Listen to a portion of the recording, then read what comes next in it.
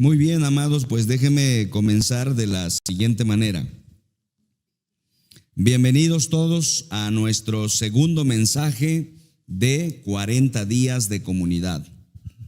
Estamos aprendiendo, mis amados, en esta campaña, 40 días de comunidad, a construir relaciones más fuertes, ¿verdad? En nuestra iglesia, es decir, entre nosotros, primero, ¿no?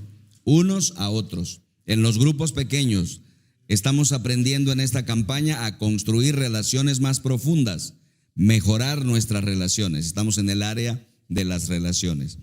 Pero en segundo lugar, mis queridos hermanos, también estamos tratando de construir relaciones con la comunidad que nos rodea, con la gente alrededor de donde vivimos, donde tenemos nuestros grupos pequeños, ¿no?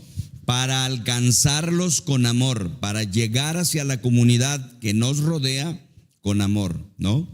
Hacemos esto, amados, porque la Biblia nos dice que es mejor estar juntos, ¿no? Es el lema de nuestra campaña, mejor juntos. La Biblia dice que eso es mejor. Dios dice que no es bueno que el hombre esté solo. ¿Recuerdan? Ya hemos aprendido eso en Génesis capítulo 2. Dios odia, mis hermanos, la soledad. Él quiere vernos juntos, Él quiere vernos unos con otros, Él quiere vernos en comunidad. Déjeme decirle esto y póngalo en su corazón. Cuando Dios nos ve conviviendo, le gusta y luego Él se añade a esa comunión. Cuando nos ve conviviendo entre nosotros, el Señor se agrega. Pero aún cuando nos ve conviviendo con los de afuera que todavía no le conocen tal vez, Dios se alegra también. Hermanos, Dios odia la soledad. Tú no necesitas tener cientos de amigos, pero sí necesitas tener 3, 4, 5 o 6 que realmente estén contigo. La tragedia actual, mis queridos hermanos, es que mucha gente no tiene ni siquiera un solo amigo íntimo. Tienes una gran cantidad de conocidos, ¿no?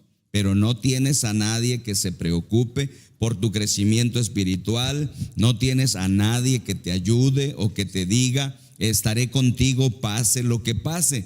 Por eso, mis hermanos, hoy vamos a aprender cómo fortalecer nuestras relaciones.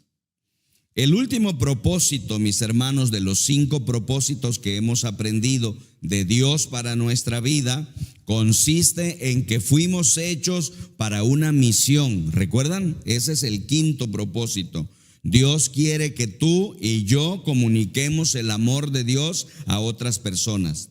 Dios quiere que tú y yo comuniquemos su amor a nuestros amigos, a nuestros familiares, a nuestros compañeros de trabajo.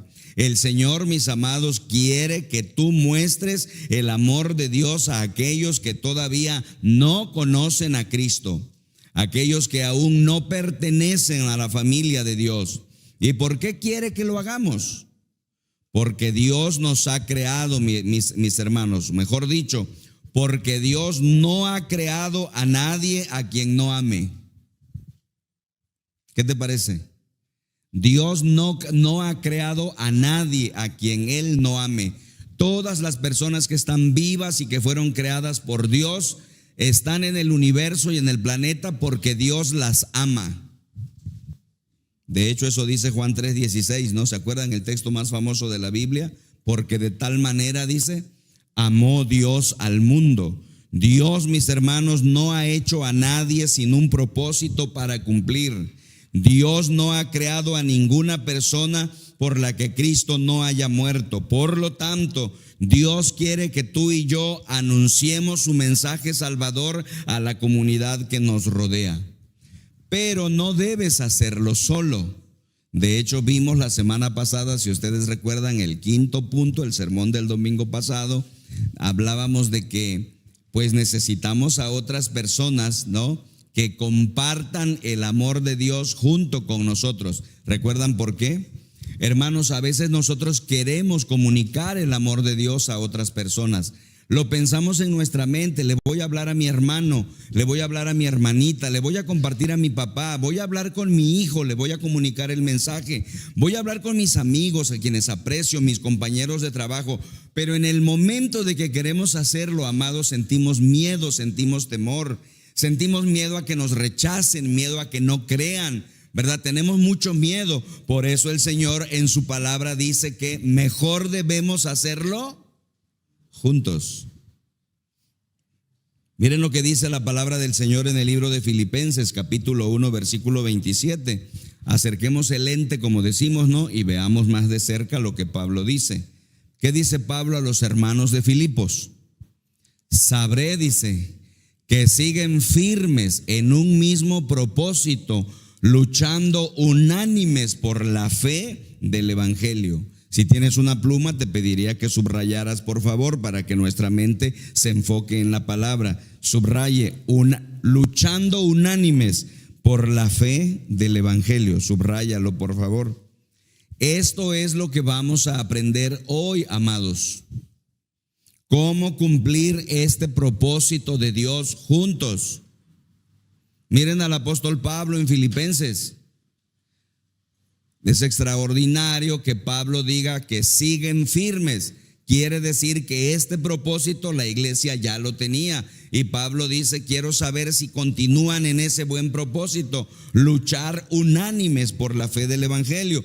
¿Qué está diciendo Pablo? Queremos proclamar el evangelio, pero vamos a hacerlo juntos. Miren Filipenses 1:5, ahí abajo, la carta de Pablo a los filipenses. Dice Pablo, porque me ayudaron, dice, ¿a qué? A anunciar la buena noticia desde el primer día que la oyeron hasta ahora. Por favor, subraya la frase, me ayudaron. Qué tremenda es la palabra del Señor, ¿no te parece? Pablo agradece a Dios por los hermanos de Filipo que no dejaron hacerlo solo, lo ayudaron. Me ayudaron a anunciar la buena noticia. ¿Cómo puedo, mis hermanos, verdad? ¿Cómo podré decir a mis amigos que Dios les ama? ¿Cómo podré hacerlo en colaboración con otros? ¿Cómo podremos hacerlo juntos en nuestro grupo pequeño? ¿Cómo llegaremos a ello juntos? Bueno, pues quiero compartirles, mis hermanos, en esta mañana, ese es el propósito del segundo mensaje. Quiero compartirles 7 maneras de colaborar y participar con otros creyentes en la predicación del evangelio. 7 maneras, mis queridos hermanos. ¿Cómo colaborar juntos en la tarea de mostrar el amor de Dios? De hecho, miren, esa es la pregunta que les pongo ahí en su guía. ¿Cómo puede un grupo pequeño comunicar a otros las buenas noticias? O sea, ¿cómo podemos hacerlo juntos, no? Los grupos pequeños son espacios ideales para compartir el evangelio, ¿no? ¿Cómo lo podemos hacer juntos? Bueno, pues déjeme compartirles 7 maneras, 7 formas que la Biblia nos enseña que podemos usar para compartir el evangelio juntos y lograr llegar al corazón de nuestras comunidades. Ahora bien, antes de entrar, mis hermanos, a ver estas 7 cosas, quiero decirles que si vas a cumplir los propósitos de Dios para tu vida, debes tomar una decisión. Si quieres cumplir los propósitos de Dios para tu vida, tienes que tomar una decisión. ¿Y cuál es la decisión? La decisión es esta: voy a comunicar las buenas nuevas de Dios a los demás. Durante 40 días de comunidad, mis hermanos, vamos a tener 55 grupos pequeños reunidos en distintos lugares en la ciudad. 40 grupos son grupos establecidos fijos y 15 se han agregado, mis hermanos, para esta campaña. 15 nuevos hogares se han abierto. Vamos a tener 55 grupos por toda la ciudad. Y mis queridos hermanos y mis amados, si vamos a cumplir los propósitos de Dios, pues debemos tomar esa decisión. Voy a comunicar las buenas nuevas de Dios a los demás, ¿no? Así que, ¿de qué manera podemos hacerlo? ¿Cómo podemos usar a nuestros grupos pequeños para mostrar el amor de Dios a nuestros amigos? Bueno, la Biblia nos da 7 estrategias, 7 formas, 7 maneras en que podemos hacerlos. Hermanos, la palabra de Dios no solo nos dice lo que debemos hacer, nos dice cómo debemos hacerlo. En la Biblia encontramos que Dios dice, quiero que hagan eso, pero el Señor no nos deja ahí nada más, sino que Dios luego nos dice, hazle así. Y si lo hacemos a la manera de Dios, podemos tener la seguridad y la garantía de que el Espíritu Santo y la presencia de Dios en nosotros nos va a dar éxito en la empresa. Bendito sea su nombre. Así que aquí están, mis hermanos, 7 estrategias, 7 maneras en que podemos comunicar las buenas noticias a través de nuestros grupos pequeños. Número 1, primero, ora por tus amigos.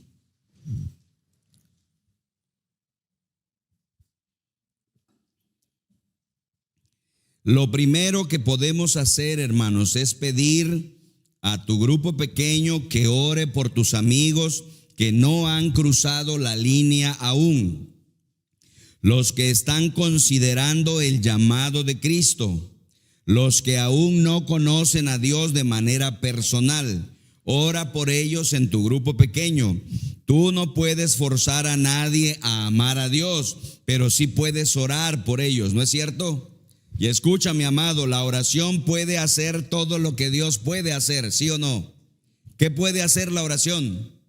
La oración puede hacer todo lo que Dios puede hacer. La oración pone a nuestra disposición su infinito poder, bendito sea su nombre. Escuchen, amados, la oración puede derretir un corazón duro. La oración puede calentar un corazón frío.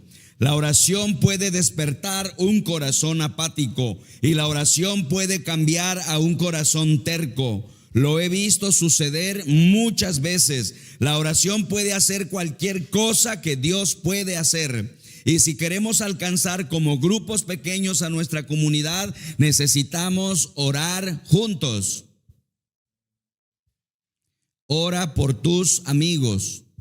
No, ese es el punto. Está mal eso, muchachos, corríjanlo, por favor. Ahí donde dice hermanos en oración debe decir, ora por tus amigos, es lo que debe decir en su guía. No sé si estamos bien, si me pueden ayudar, por favor. Borren la primera frase, esa frase la corregí.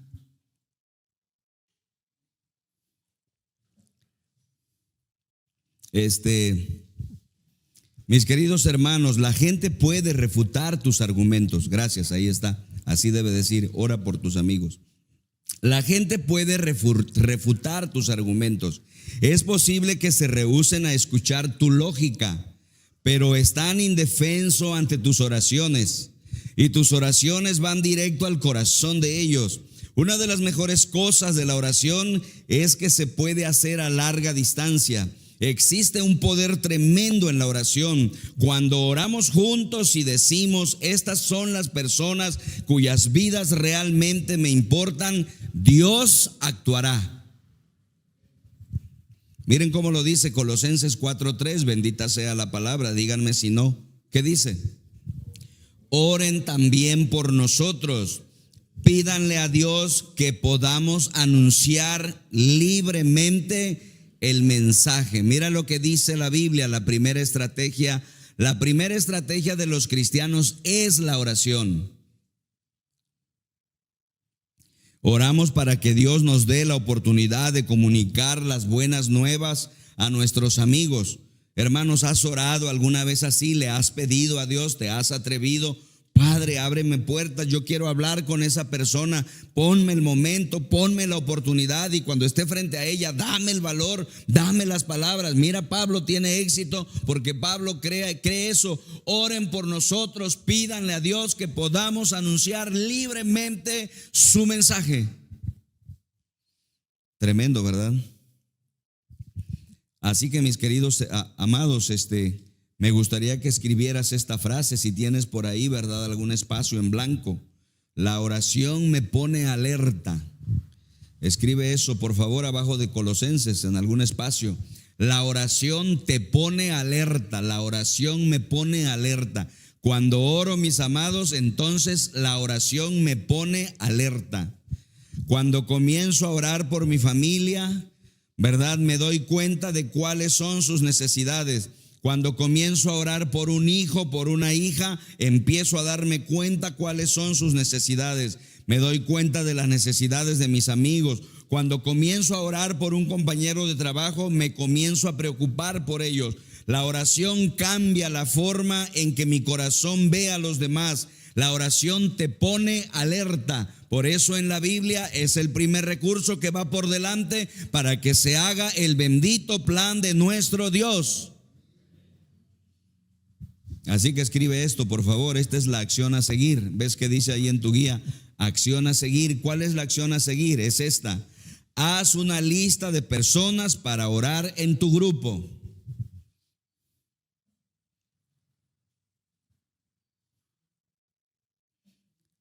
Ahí en la reunión, amados, hagan una lista de personas para orar en tu grupo. Hermanos, yo quiero poner a esta persona en la lista. Otro dice, hermanos, yo quiero poner a estas dos personas en la lista. Otro dice, hermanos, yo quiero poner a esta otra persona. Y entre todos se hace una lista y empezamos a orar por esas personas. Es la primera estrategia de Dios. Las personas serán sometidas a oración. Bendito sea el Señor. Número 2, segunda estrategia, relaciónate con la gente. Esa es la número 2. Relaciónate con la gente.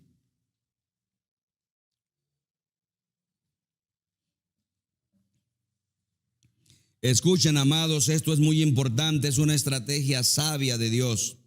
Si nosotros queremos comunicarle a la gente el mensaje salvador de Dios, necesitamos descubrir los intereses comunes de la gente en nuestros grupos. Miren, esto fue lo que hizo el apóstol Pablo en la primera carta a los Corintios, capítulo 9, versículo 22 al 23. No cabe duda, amados, que Pablo era un gran estratega, un hombre muy inteligente, muy dotado por Dios. Creo que esa es una de las razones por las que fue el gran apóstol Pablo. Mira lo que hacía. Cuando estoy, dice, con los que apenas empiezan a ser cristianos, mire lo que dice. ¿Qué dice? Me comporto, ¿sí están conmigo? Me comporto como uno de ellos para poder, ¿qué? Ayudarlos. Es decir, me he hecho igual a todos para que algunos se salven. Y todo esto lo hago porque amo la buena noticia y porque quiero participar de sus buenos resultados.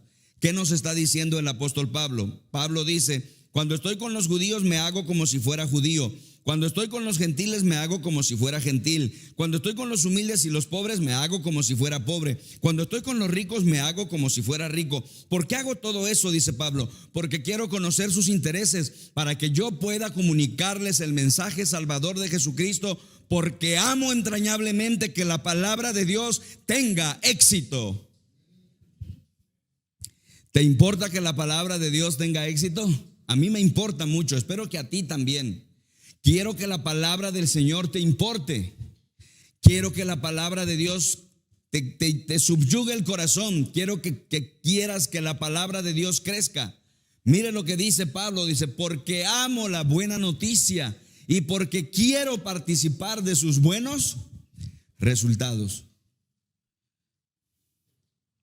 Antes de hablar, mis hermanos, sobre las buenas noticias, debes establecer una relación con las personas. Antes de alcanzarlos, debes relacionarte con ellos.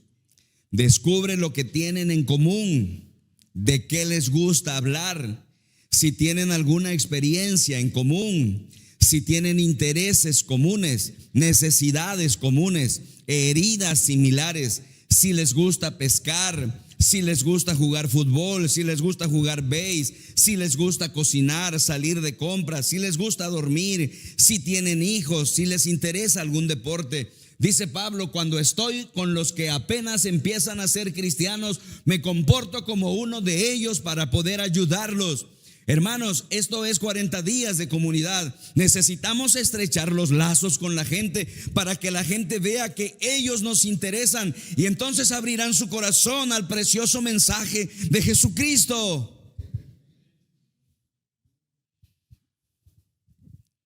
Esta es la acción que hay que seguir si la quieres escribir.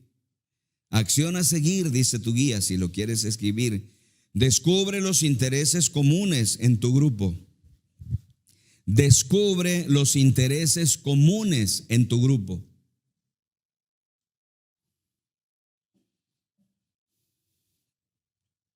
Suelo preguntarle mucho a la gente cuando es gente nueva que no conozco, ¿verdad? ¿Y cuántos hijos tienes? Si tienes familia, me intereso por ellos. ¿En qué trabajas? ¿Te gustaría que hiciera alguna oración por alguna situación familiar? Hermanos, este es el punto 2. Necesitamos relacionarnos con la gente. Necesitamos salir, ¿verdad?, de nuestra burbuja de cristal y necesitamos relacionarnos con la gente. Esto es 40 días de comunidad. Lamentablemente, mis hermanos, los cristianos se han aislado tanto. Los cristianos tienen como amigos nada más a los cristianos. No hacemos amistad con los que no son cristianos. Hay que derrumbar esa muralla. Necesitamos hacernos amigos de todos. Dice el punto número 2, relaciónate con la gente. Si hemos de alcanzarlos con el amor de Cristo, necesitamos hacer eso. Por eso Dios preparó esta campaña. Mira la enseñanza esta mañana. Número 3, amados, vean por favor la tercera estrategia que Dios nos enseña en su palabra preciosa. Derrama amor por la gente. Derrama amor por la gente.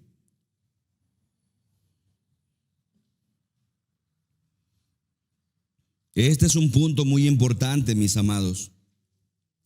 Cuando tratas de alcanzar a tus vecinos, mis queridos hermanos y mis amigos, cuando tratas de alcanzar a tus amigos, necesitas la motivación correcta.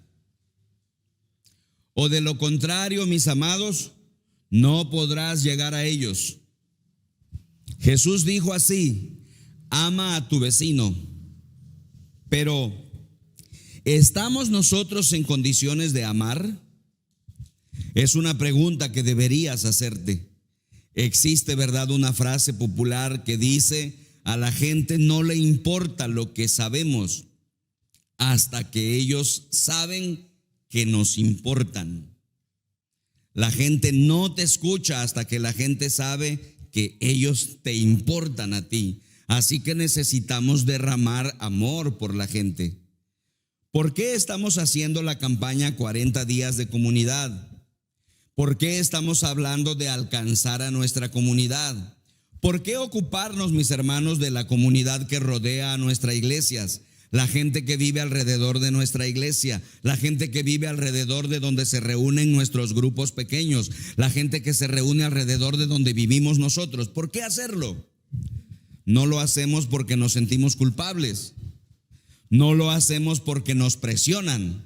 No lo hacemos para que Dios nos ame más. Porque Él de hecho ya nos ama y Dios no puede amarnos más de lo que ya nos ama. ¿Tú sabes eso?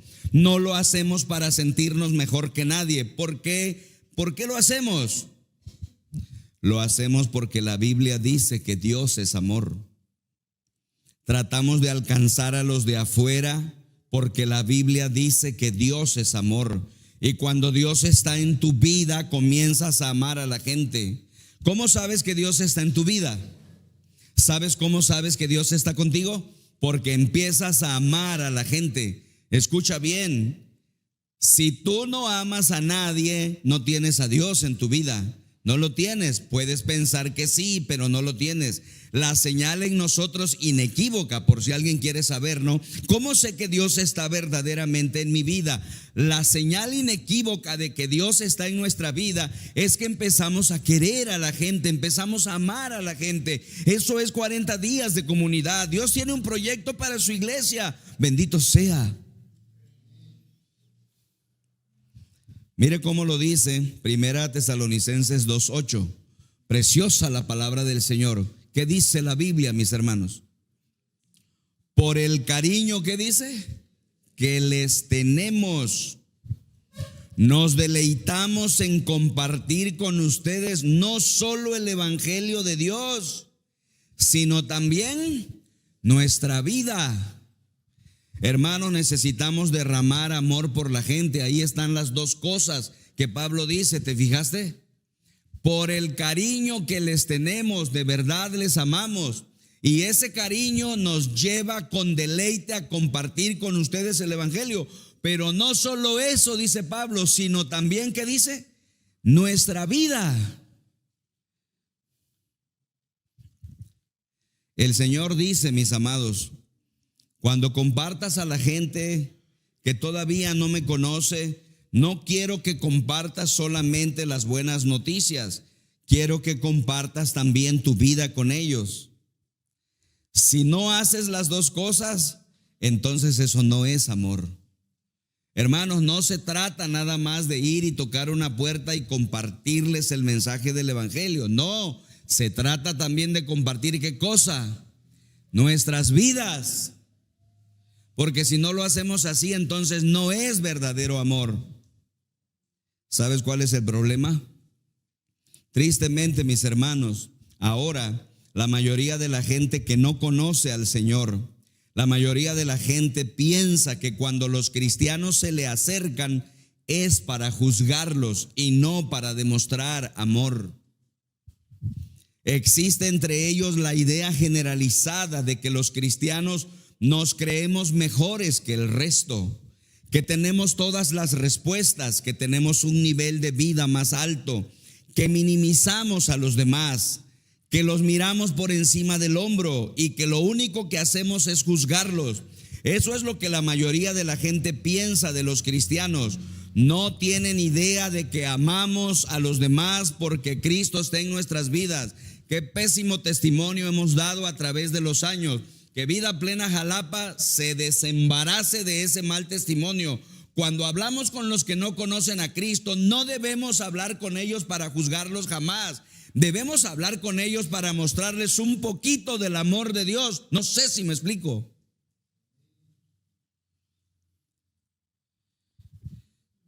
Qué tremendo, ¿verdad?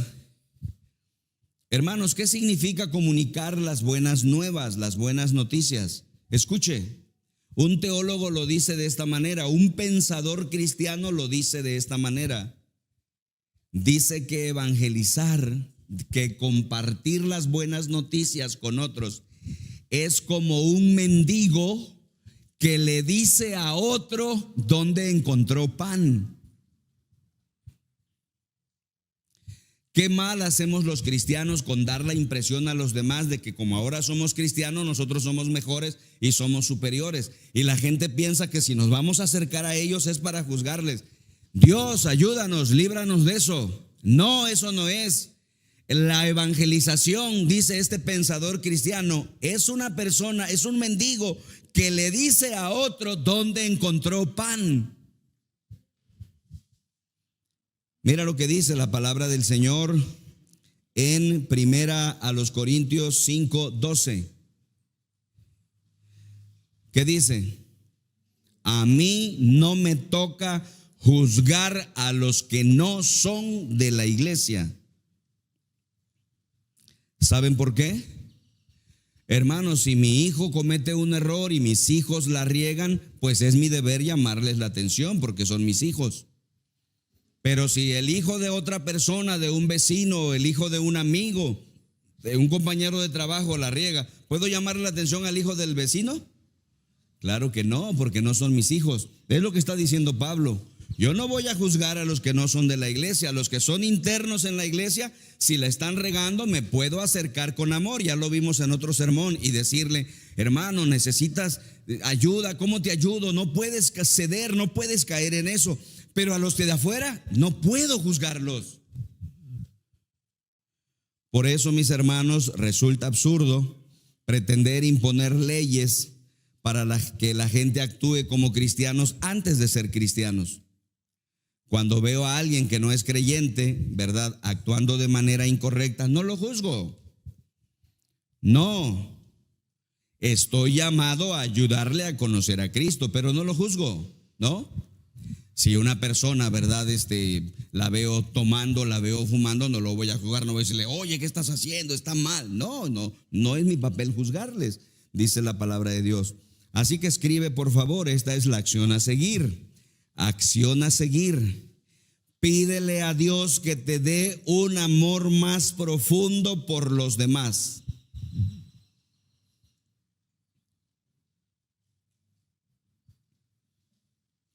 Pídele a Dios que te dé un amor más profundo por los demás.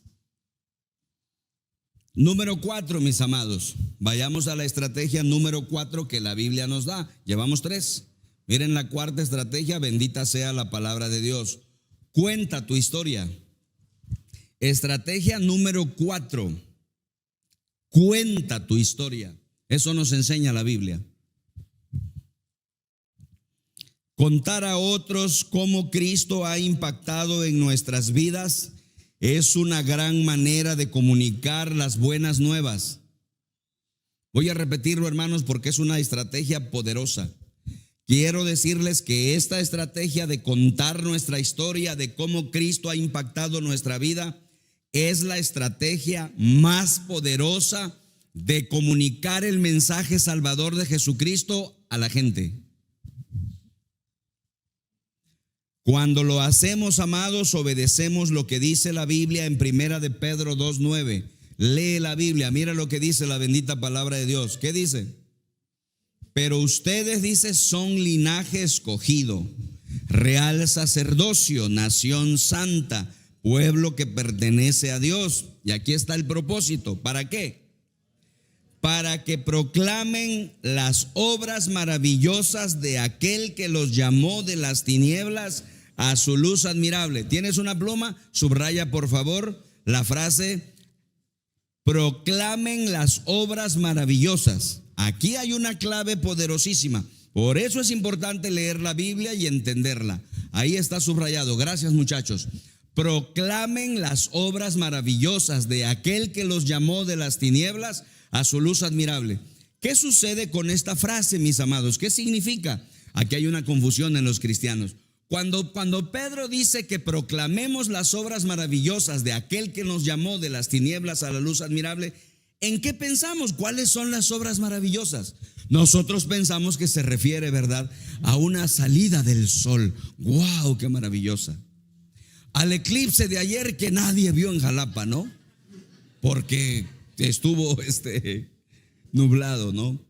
Proclamen las obras maravillosas de Dios. Hay una puesta de sol, ¿no? Y hasta hacemos una canción, ¿no? Maravilloso es. ¿Se acuerdan del himno? Maravilloso es. Y pensamos en la creación. No se refiere a eso. Aclara tu mente esta mañana. Esta mañana Dios te da una revelación. Cuando habla de que proclamemos las obras maravillosas de aquel que nos llamó de las tinieblas a su luz admirable, ¿a qué se refiere? Se refiere a las maravillosas obras que Dios ha hecho en nuestras vidas y son maravillosas. Él cambió nuestro corazón. Él cambió nuestra actitud rebelde. Él cambió nuestra actitud pecaminosa. Él cambió nuestra maldad. Él transformó nuestra vida. Ahora tenemos otras aspiraciones. Él está haciendo obras maravillosas en ti y dice que las cuentes.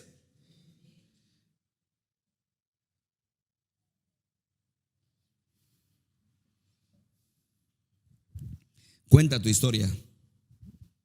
De hecho, la manera más efectiva de que otros sepan sobre las grandes cosas que Dios puede hacer en sus vidas es contando lo que Dios ya ha hecho en tu vida. Eso es lo que marca la diferencia. Ahora, te voy a dar aquí una verdad tremenda. La maravilla de contar tu historia es que eres un experto en ella, ¿no? Es posible que seas un experto en otras cosas, pero si hay algo en lo que cada uno de nosotros es verdaderamente un experto, es en nuestra propia historia. ¿Quién ha vivido nuestra historia más que nosotros mismos? Nadie ha vivido la historia que tú has vivido. Eres una autoridad en tu historia. Eres un experto en eso. Mira, abre los ojos y ve la mano de Dios trabajando en tu vida y cuenta a las personas. Y cuando tú le cuentas a las personas, Dios usa eso y Él puede tocar su corazón.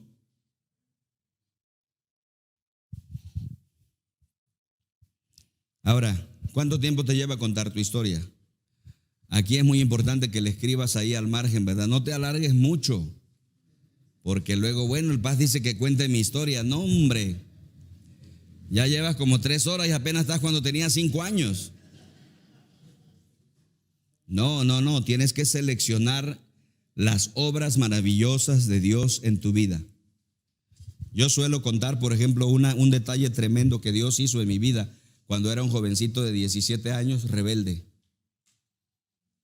Mi mamá había estado luchando para que me acercara a Dios, pero ya saben cómo somos los jóvenes, rebeldes. Y hermanos, en una competencia tonta con otros amigos de la escuela, compañeros también de ahí donde vivíamos, de la cuadra, como decimos, de la colonia, pues, del barrio, ¿verdad? Creyéndonos así muy valentones, ¿no? Hicimos la competencia de a ver quién puede cruzar el río Grijalva a nado libre. Si vas ahorita y ves el río Grijalva, está imponente. Pero cuando tenía yo 17 años, a su mecha, como decimos aquí en Jalapa, de ver el río ya te daba un miedo terrible. Pero pues yo me creía nadador, yo me creía Michael Phelps. Y me aventé a nadar para atravesar el río, pero se trataba de ir y regresar. Y en la ida, hermanos, logré pasar, pero algo en mi corazón me decía que la cosa estaba. Logré salir arañando las rocas del otro lado, pero había que regresar. Y en el regreso, amados, a mitad del río, entonces mi cuerpo empezó a sufrir calambres terribles, porque empecé a nadar como loco, no se imaginan, desesperación, y a nadar como locos. Entonces empecé a tener calambres a su mecha. Y yo pensé, hermanos, que moriría. ¿Quién me va a sacar? Todos mis amigos corrían por la orilla del río, ya los veía yo, todos corriendo, nadie se metía. El miedo. Dios, hermanos, son las obras maravillosas. Había un señor, yo no sé por qué estaba ahí ese señor, con una canoa, porque es muy rústico. Se metió, el señor vio, se metió con la canoa, me agarró de los cabellos, me sacudió y reaccioné. Antes de no empezó a tragar agua todavía, y salvó mi vida. Y yo recuerdo bien, hermanos, tiene ya varios años eso. Estaba tirado ahí en la arena, en la playita, y yo pensaba, ¿por qué salvaste mi vida? Y bueno, ahora, muchos años después, yo sé por qué. Dios tenía un plan para mí. Y quiero decirte esto, amado. Dios tiene un plan para ti. Ha hecho obras maravillosas en tu vida, y si no las ha hecho, las quiere hacer, o tal vez las ha hecho y no te das cuenta, y Dios quiere que las cuentes como te lo he contado ahora.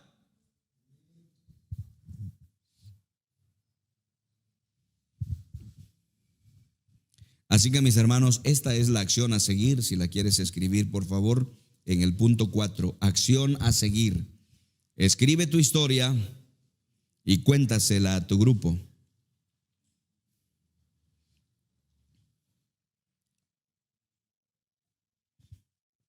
Cuenta tu historia de manera natural, de manera honesta, para que no parezca una farsa.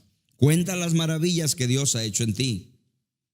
Dile a la gente, a tus amigos, a tus familiares, cuenta lo que Dios está haciendo en ti. No tengas miedo. Dios lo usará de manera extraordinaria. Esta es la acción a seguir. Escribe tu historia y cuéntasela ¿a quién? Empieza en tu grupo, empieza a practicar, cuéntala. Dios te está entrenando, te está preparando para grandes cosas, ¿no? Bendito sea su nombre precioso.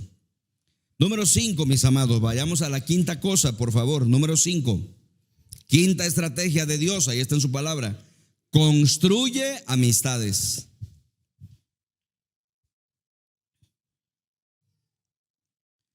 Construye amistades. Construye relaciones, amado. Construye un puente entre tu corazón y el de tus amigos, para que Jesús camine en él. Este paso, mis amados, lleva un poco más de tiempo, ¿se dan cuenta? Y lleva un poco más de esfuerzo que los otros pasos. Se necesita de un poco más de energía para construir una amistad. Eso no se hace de la noche a la mañana, mis amados, pero la Biblia dice en Romanos capítulo 12, versículo 16, miren lo que dice. ¿Cómo dice? Vivan siempre en armonía, Y no sean orgullosos, sino traten como iguales a la gente humilde. No se crean más inteligentes que los demás. Hermanos, así se construyen amistades. Si nosotros nos volvemos personas apretadas, si nosotros nos volvemos personas que nos creemos superiores a los demás, si nosotros nos consideramos de otra clase, ¿verdad? Nosotros somos cristianos, nosotros somos santos, nosotros somos puros. No me puedo juntar con esta gente, gente humilde, gente rica, lo que sea, ¿verdad? No vamos a construir amistades, no vamos a construir relaciones. Pero mira lo que dice el apóstol Pablo en Romanos 12:16. Vivan siempre en armonía, no sean orgullosos, sino traten como iguales a la gente humilde. No se crean más inteligentes que los demás. Como lo había dicho antes, hermanos, en algunos de los puntos anteriores, poca gente tiene un amigo verdadero en la vida. Todos están buscando un amigo verdadero. No estoy hablando de conocidos, conocidos todos tenemos. Estoy hablando de uno que esté ahí cuando más lo necesites. ¿Con quién construyes esa clase de relaciones? Las construyes con la gente que está ya en tu vida, con aquellos con los que trabajas, con aquellos con los que estudias, ¿no? Con aquellos con los que vives, aquella gente que vive en tu vecindario, aquella gente que vive en tu cuadra, aquella gente que está en tu agenda telefónica, la gente que está a tu alrededor. Construyes una relación con estas personas que te rodean. Pues déjame decirte, mi querido hermano, que Dios ha puesto a esa gente en tu vida específicamente para que puedas compartir las buenas noticias con ellos. Si tú no lo haces, ¿quién lo hará? Tú serás la única Biblia que alguna gente llegará a leer en su vida. Tú representas a Cristo frente a ellos.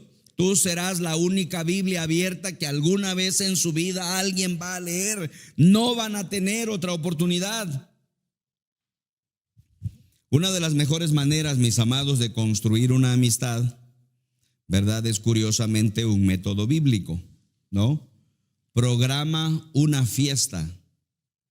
¿Sabes tú que una gran parte del ministerio de nuestro Señor Jesucristo se llevó a cabo en las fiestas?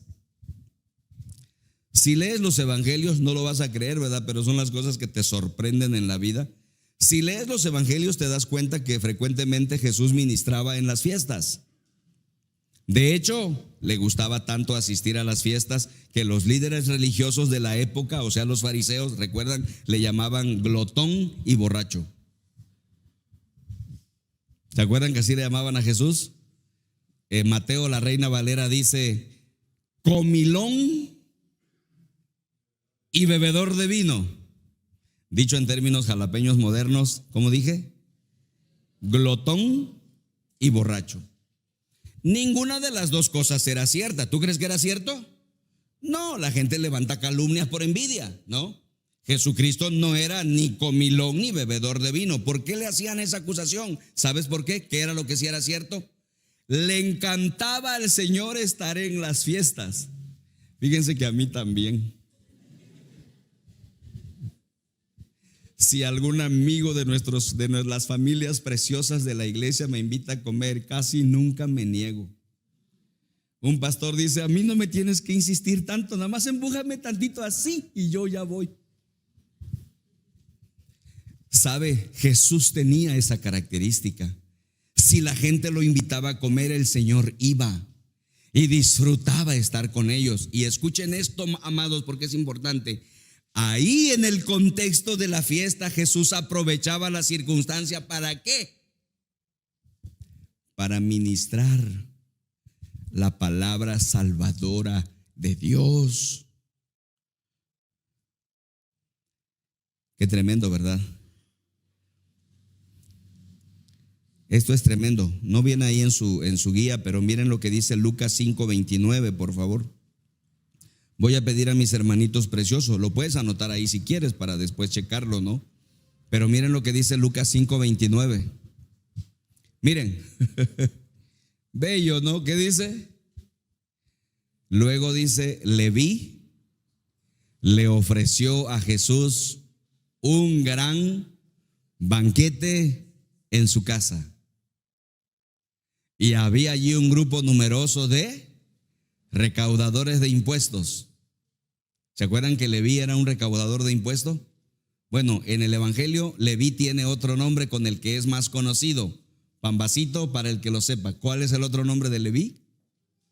Mateo. Pambacito, ahí me dices. El que escribió el Evangelio de Mateo, por si no lo sabías, también se le conoce en la Biblia como Leví, ¿no? Ahora, si tú fueras a escoger entre los dos nombres, ¿cuál preferirías? Yo preferiría Leví, ¿no? Pero bueno, si alguien prefiere Mateo, está bien. Ahora mira, le hizo un gran banquete en su casa. Mateo le hizo una fiesta a Jesús y invitó a la fiesta a sus compañeros de trabajo, los que se dedicaban más o menos al mismo tipo de trabajo. ¿Cuáles eran? Recaudadores de impuestos y otras personas que estaban comiendo con ellos. Y si tú lees la historia después con calma en casa, te darás cuenta que Jesús aprovechó cada fiesta para ministrar a la gente. Allí descubrió Jesús cuáles eran los intereses comunes, las preocupaciones de la gente, las ansiedades de la gente, las dudas de la gente, el dolor de la gente, y ministró a los corazones. ¿Y sabes qué? Jesús quiere que su iglesia amada haga lo mismo. Bendito sea.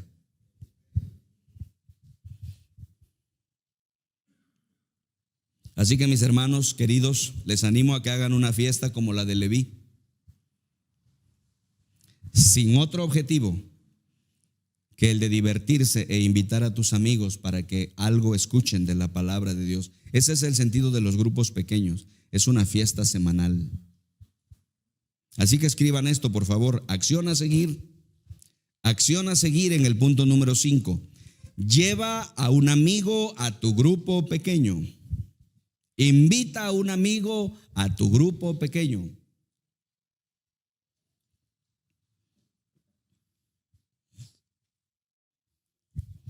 Durante esta campaña 40 días de comunidad, invita a alguien que no es un seguidor de Jesucristo todavía. Es posible que ellos estén considerando esta opción. Es posible, ¿verdad?, que no lo estén haciendo, pero a ti te cae bien esa persona. Así que invítalos a tu grupo pequeño. Tú dirás: no tengo ningún amigo que pueda acompañarme a mi grupo de estudio bíblico, Paz. Yo te digo, ¿estás bromeando? Haz amigos verdaderos. Piensa en un amigo, piensa en un vecino, piensa en un compañero de trabajo al que sientas que debes invitar. Invítalos a la iglesia, invítalos a tu grupo pequeño, planifica una fiesta, atráelos con cuerdas de amor hacia Cristo Jesús.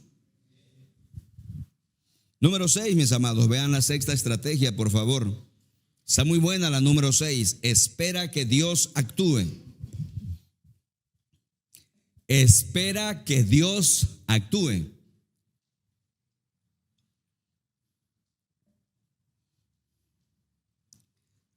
¿Y qué queremos decir con esto, mis hermanos? Bueno, queremos decir esto, es muy sencillo, pero profundo. Si estamos haciendo todo esto, hermanos, 40 días de comunidad, si estamos abriendo nuestros hogares y estamos invitando a nuestros amigos y a nuestros vecinos que vengan para un momento hermoso y escuchen la palabra de Dios, dime una cosa, ¿por qué hacemos eso? ¿Qué es lo que esperamos en el fondo de todo eso? Tú sabes qué es lo que esperamos, ¿no? Esperamos que Dios actúe. La Biblia dice, mis hermanos, que se haga conforme a la fe que ustedes tienen. ¿Recuerdan? Se hará, dice, conforme a su fe. Hermanos, si estamos haciendo eso, debes esperar en el fondo de tu corazón que Dios va a actuar. Eso se llama fe.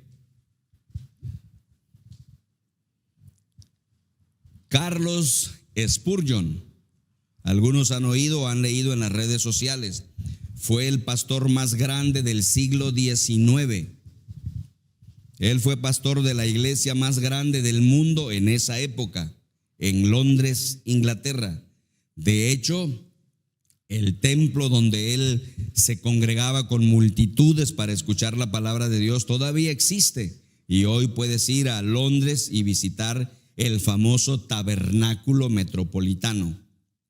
Frecuentemente predicaba a más o menos unas 10,000 personas semanales en ese tiempo, ¿no? Aparte, si predicaba entre semana, pues se multiplicaba mucho la cantidad de personas. Era un pastor popular, era un pastor que tenía una elocuencia brutal, era un pastor que había ganado para Cristo cientos de personas, miles de personas. Tenía un don tremendo y el Espíritu Santo sobre él.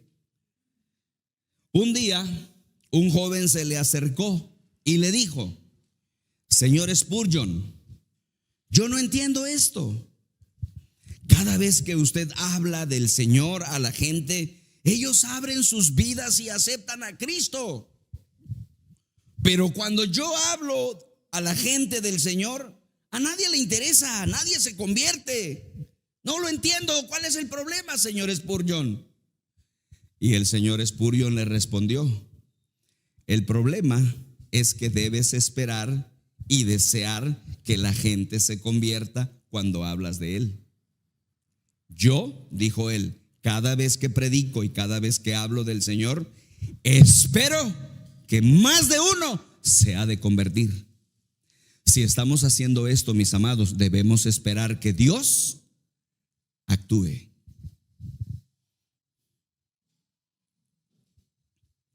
Lo que sé, mis amados, es que cuando oro y espero que Dios actúe, Él lo hace. De alguna forma, mis hermanos, cuando oramos y esperamos que Dios actúe, entonces el Señor lo va a hacer, ¿no? Muy poca gente, mis hermanos, conoce a Jesucristo la primera vez que oyen hablar de las buenas noticias. Tienen que pensar en ello, ¿no? Por eso es que nunca presionamos o empujamos a nadie, ¿no? Les decimos la verdad y dejamos en libertad que la gente tome su decisión. Pero mis hermanos, casi nadie, ¿verdad? Acepta a Jesucristo la primera vez que lo escuche. Toma tiempo, hay que orar y hay que esperar que Dios actúe.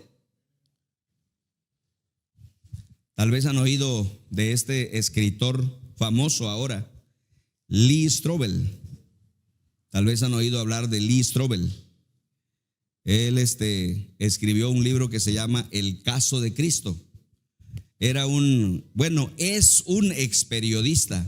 Ahora es pastor y autor de una serie de libros que se llaman así, ¿no? El caso de, ¿no?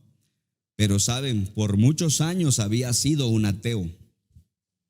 Pero su esposa Leslie nunca se rindió.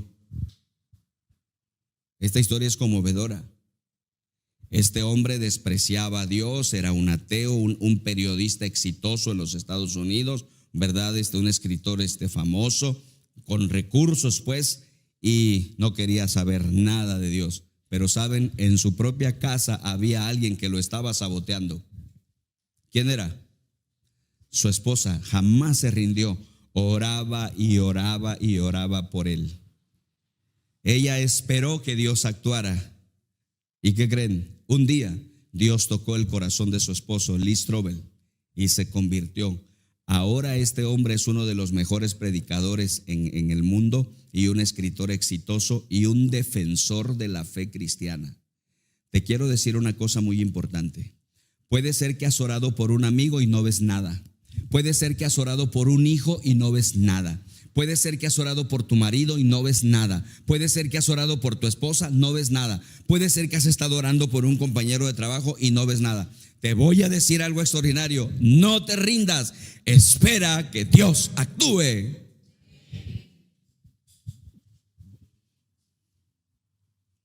Mira lo que dice Hebreos 11:1. Preciosa la palabra del Señor. Dice que la fe, ¿qué cosa es la fe?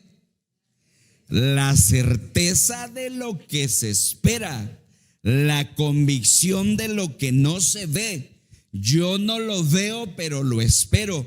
yo espero que tú vas a actuar, Señor, en ese problema, tú vas a actuar en esa enfermedad, tú vas a actuar en esta dificultad, tú vas a actuar en este fracaso. Las cosas no están yendo bien, pero yo sé que tú vas a actuar poderosamente. Yo espero. La fe es la certeza de lo que se espera. ¿Tienes fe en el Dios infinito y todopoderoso? Abre tu corazón esta mañana. Así que escribe, por favor, esta es la acción a seguir. Acción a seguir, abajo del punto 6. Nunca te rindas.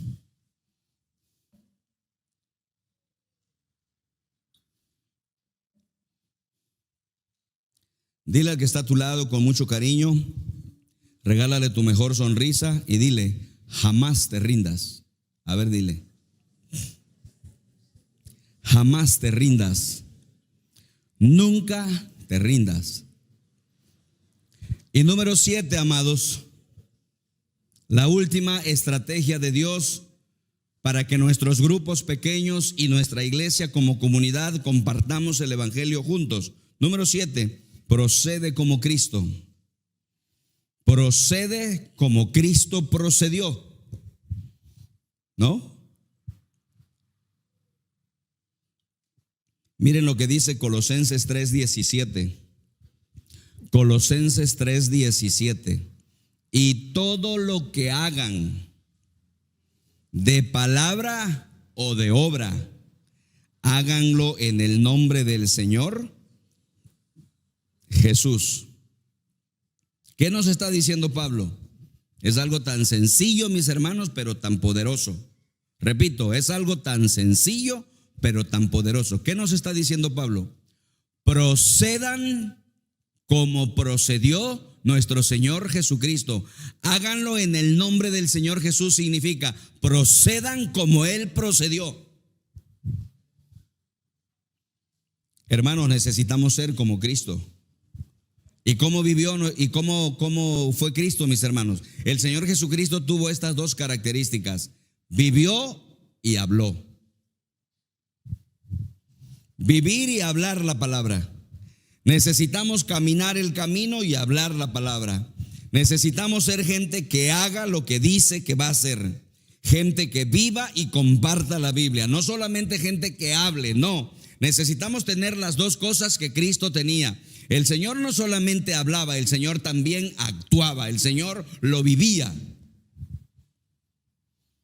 Dios pone específicamente ciertas personas en tu vida, mi amado, y tú eres el representante de Dios ante ellos. Dios te puso ahí. ¿Por qué lo haría?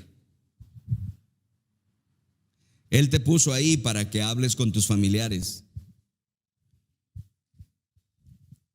Hermanos, yo entendí eso hace años.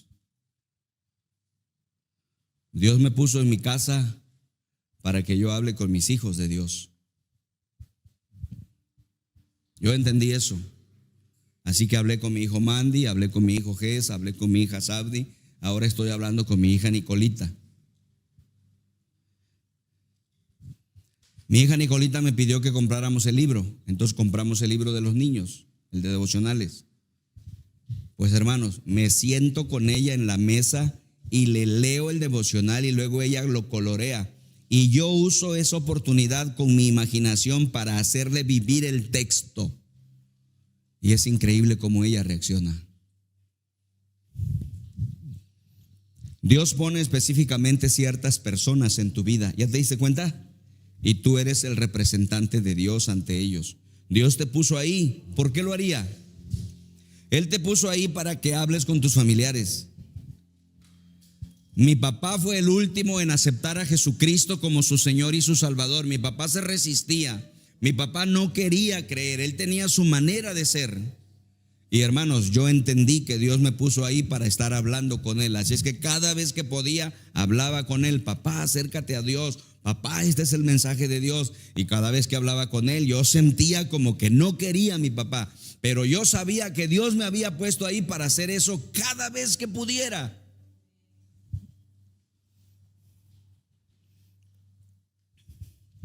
Piensa en tus amigos que necesitan del Señor, que necesitan que les enseñes cómo llegar al cielo. Escucha, Dios no se les va a aparecer a ellos en el horizonte. No les va a mandar un telegrama. Dios te ha enviado a ti. Dios te envió a ti para que tú hables con tu novio. Dios te envió a ti para que tú hables con tu novia. Dios te envió a ti para que hables con tu hijo. Dios te envió a ti para que hables con un familiar. Dios te envió a ti. Él no se les va a aparecer en el horizonte, no les va a hablar en un sueño. Te ha enviado a ti.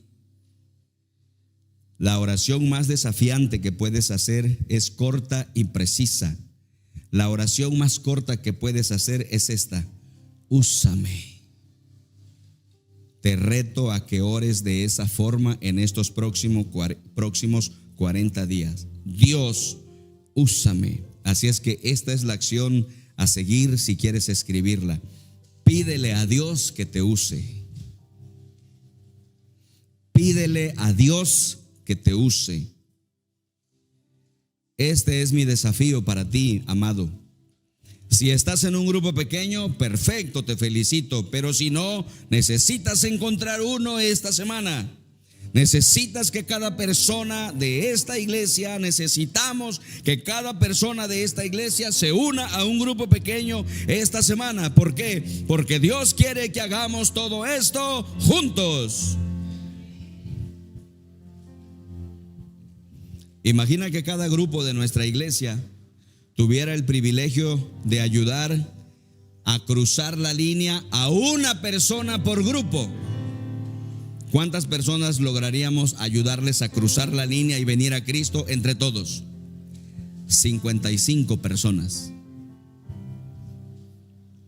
Amados, este es el plan de Dios para nosotros. Abre tu corazón esta mañana, abre tu mente, abre tu vida y dile a Dios: Señor, usa mi vida, úsame. Quiero invitarles a que nos pongamos de pie, amados, y oremos a Dios.